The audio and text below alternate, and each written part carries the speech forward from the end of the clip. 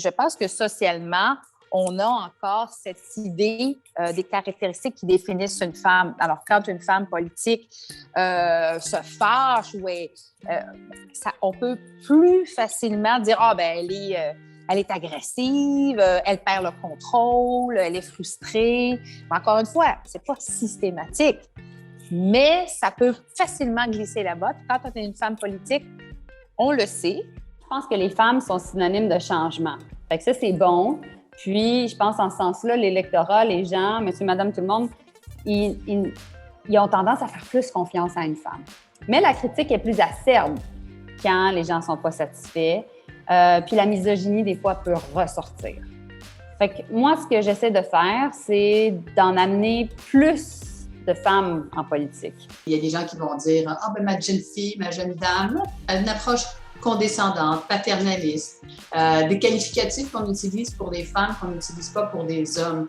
Quand le premier ministre va dire « Ah, ben Dominique Anglade, elle est chialeuse. » Ben, tu sais, sais-tu quoi? Il n'y en a pas de politiciens gars pour lesquels on dit ça. Alors, il y a des terminologies qui sont utilisées pour décrire des femmes, souvent, qui relèvent d'une autre époque. Et ça existe encore absolument. Ça fait partie de notre environnement.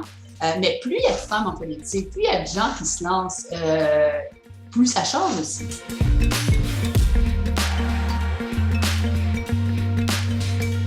On doit s'assurer qu'il y a une meilleure conciliation travail-famille. C'est le plus grand frein pour l'investissement des femmes en politique. C'est le premier saut qui est le plus dur. C'est aller en politique, je dis toujours, c'est comme si tu étais devant une falaise, là, puis tu regardes en bas et tu te dis, bien là, il faudrait sauter.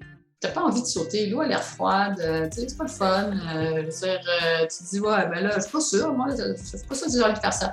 Mais une fois que tu as sauté, que tu es rentré dans l'eau, que l'eau est un peu froide en effet, surtout avec plein de personnes aussi qui font ça, qui travaillent avec toi, puis tu découvres ton propre réseau. Si les gens restent en politique aussi, c'est parce qu'elles y trouvent leur compte. Les femmes, ils trouvent leur compte. C'est quand je suis devenue la chef de mon parti que j'ai décidé que c'était moi qui allais devenir ma plus grande alliée et que j'allais commencer à changer des structures, puis changer des choses pour faire en sorte que le milieu soit accueillant. Et comme preuve, cette année, on va avoir 65 % de candidates aux élections municipales. Donc, on sort positivement de la zone paritaire, mais il faut mettre des moyens en place. C'est pas juste dire « Ah ouais, mais je vais avoir des femmes dans mon parti, puis je vais avoir des comités culturels. » Non.